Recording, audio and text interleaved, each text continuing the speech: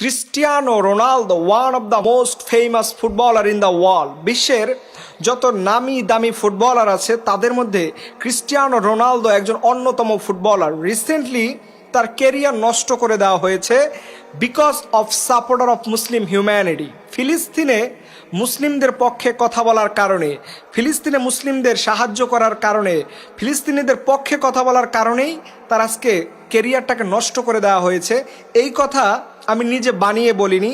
তুর্কি president Recep Tayyip Erdogan এরকম একটি স্টেটমেন্ট, এরকম একটি বক্তব্য তিনি বলেছেন যে ফিলিস্তিনে মুসলিমদের পক্ষে কথা বলার কারণেই আজকে ক্রিস্টিয়ানো রোনালদোর কেরিয়ারটাকে নষ্ট করে দেওয়া হয়েছে। আপনারা দেখেছেন ক্রিস্টিয়ানো রোনালদো অনেক সময় প্রেস ব্রিফিং করতে গিয়ে ইয়াহুদি পণ্য কোকাকোলাকে সে অ্যাভয়েড করেছে। সে যখন প্রেস ব্রিফিং করতেছে, সাংবাদিক সম্মেলন করতেছে, এই সময় তিনি অনেক সময় দেখা গিয়েছে যে কোকাকোলা পণ্যকে সে অ্যাভয়েড করেছে। এই যে অ্যাভয়েড করার কারণটাই মূলত আজকে তার জীবনে কাল হয়ে দাঁড়িয়েছে।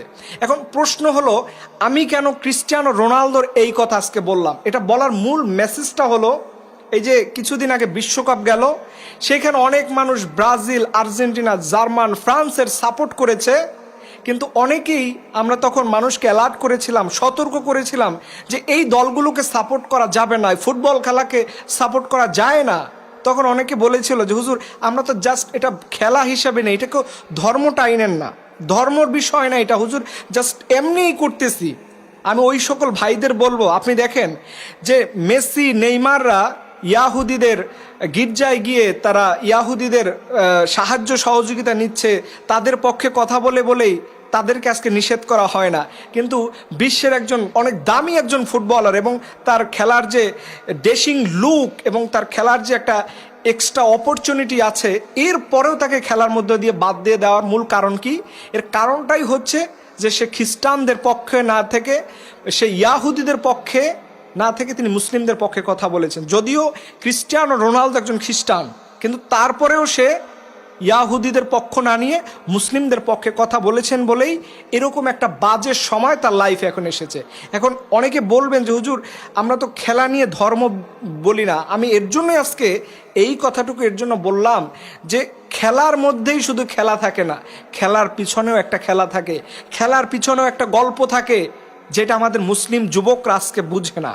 তারা ব্রাজিল, আর্জেন্টিনা, জার্মান, ফ্রান্সের সাপোর্ট করে সারাদিন এটা নিয়ে বন্দনা করতে থাকে, তসবির দানার মতো এটা নিয়ে গবেষণা করতে থাকে, কিন্তু অ্যাজ ওয়েল অ্যাজ এখনও এই যুবকরা বুঝতে পারে না যে সব কিছুর পিছনে ধর্ম রয়েছে। আপনি ধর্মকে বাদ দিয়ে পৃথিবীর কোনো সিভিলাইজেশন, কোনো সভ্যতাকে আপনি বিশ্বাস করতে পারবেন না। পৃথিবীর কোনো সিভিলাইজেশনই তো গড়ে ওঠে নাই ধর্মকে বাদ দিয়ে। যেইখানেই ধর্ম সেইখানে সিভিলাইজেশন, যেইখানেই ধর্ম নাই সেখানে কোনো সিভিলাইজেশন নাই।